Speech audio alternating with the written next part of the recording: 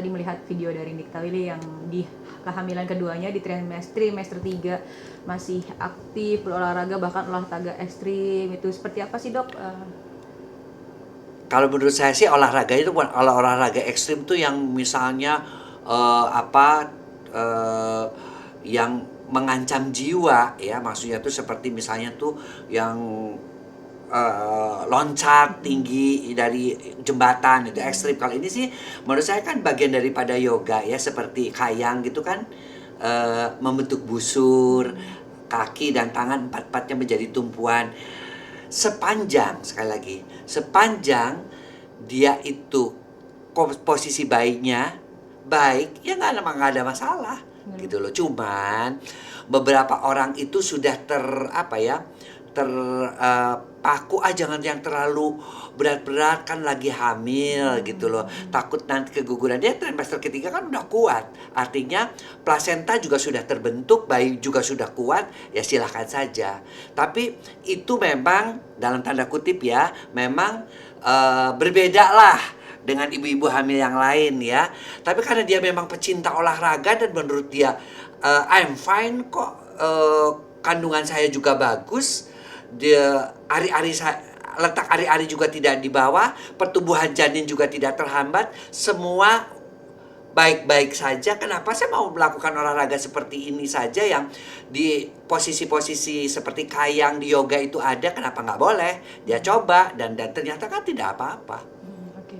Nah, sebenarnya kalau olahraga sebenarnya ibu hamil itu disarankan untuk berolahraga, benar ya, Dok, ya? Oh Banyak gerak ya? betul, dan saya selalu mengatakan, terutama kalau mau melahirkan normal banyak jalan ya, latihan nafas ya, kemudian juga senam hamil. Itu kan memang itu adalah hal-hal yang kita berikan kepada mereka. Nah kalau olahraga-olahraga yang eh, seperti yang dilakukan kayang dan sebagainya, memang sih jarang kita anjurkan ya. Pertama, memang dokter juga takutnya kan khawatir bahwa posisi janin, letak ari-arinya di bawah, ataupun dengan terlalu banyak bergerak juga, takutnya lilitan tali pusat dan sebagainya. Berubah gitu ya, Tapi Dok? iya dong, bisa aja kan dia si tali pusatnya itu melilit kan juga pada bayi gerak. Dan kan bayi itu ketika olahraganya juga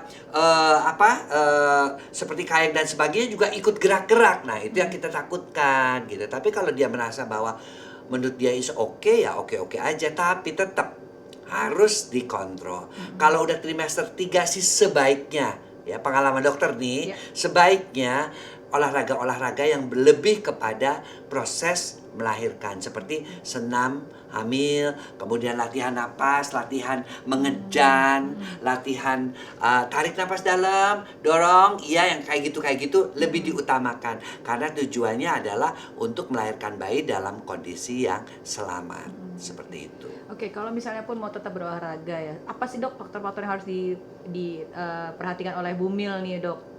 Kalau yang mendasarkan, ada juga aku lihat video orang masih nge-gym, angkat beban gitu, gimana, Dok?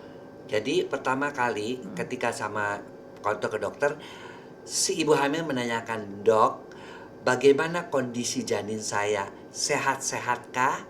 Baik-baik sajakah? Bagaimana letak ari-ari, Dok? Kemudian bagaimana air ketuban? Bagaimana tali pusatnya melilitkah?" Gitu. Kemudian juga berat badannya janinnya sesuai atau enggak. Kalau itu semuanya bagus, silahkan olahraga. Kalau olahraga-olahraga yang dalam tanda kutip unusual ya, artinya tuh olahraga-olahraga yang kayang, yang ikut-ikut posisi-posisi seperti loncat, boleh nggak? Sebaiknya sih olahraganya diarahkan kepada untuk proses persalinan. Tapi kalau menurut Anda itu tetap tidak mengganggu ya, dan selama itu dikontrol dengan dikatakan baik, ya silahkan saja gitu loh. Asal sudah di atas 16-17 minggu, di mana ari-ari sudah nempel kuat di rahim si ibu. Jadi nggak ada masalah kalau menurut saya sih.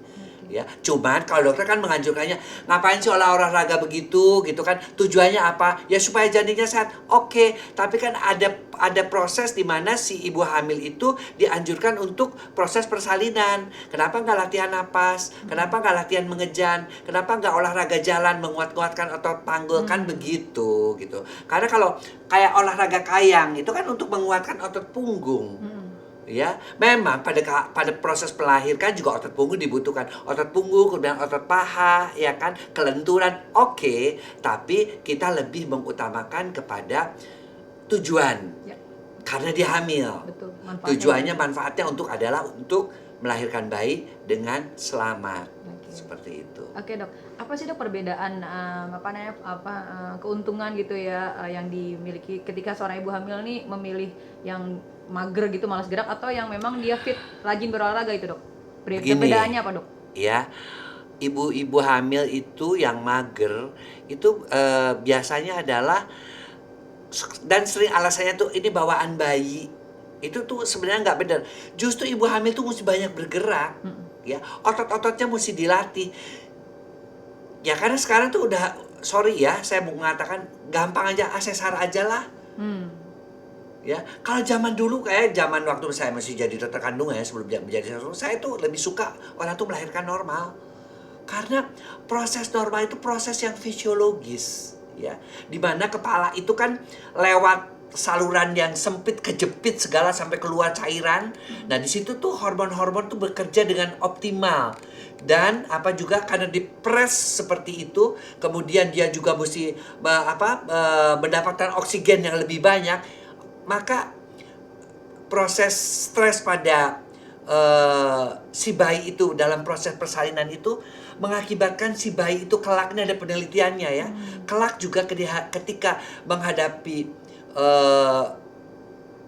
kehidupan itu lebih tangguh. Sorry ya, bukan saya mengatakan Gen Z itu, apakah Gen Z ini menjadi lebih bukan cengeng ya, lebih kurang survive-nya juga karena proses perlahirannya, karena melalui sesar, hampir ya melalui sesar. It is a question mark buat saya nih. Ya, makanya saya tetap menganjurkan kepada ibu-ibu, ayo kalau bisa lahir normal, lahir normal. Karena prosesnya bagus, membuat anak-anak itu lebih tahan terhadap tekanan-tekanan. Kan kehidupan itu kan nggak semakin mudah makin ke depan. Saingannya ada AI ya, artificial intelligence, ada apa, pekerjaan juga banyak sekarang, PHK, toko-toko sudah mulai pada tutup. Itu kan nggak mudah gitu loh. Jadi dibutuhkan orang-orang dengan kemampuan adaptasi yang lebih baik. Nah, proses persalinan yang bukan sulit ya namanya tuh, yang melalui proses yang normal tadi, di mana keluar cairan dari hidung, dibersihkan dan sebagainya, si bayi mengalami stres di dalam proses persalinannya, itu juga membuat di kehidupan yang akan datangnya bisa lebih menghadapi stres dengan baik. Itu ada penelitiannya. Baru tahu dok, ilmu baru. Oke, makasih dok.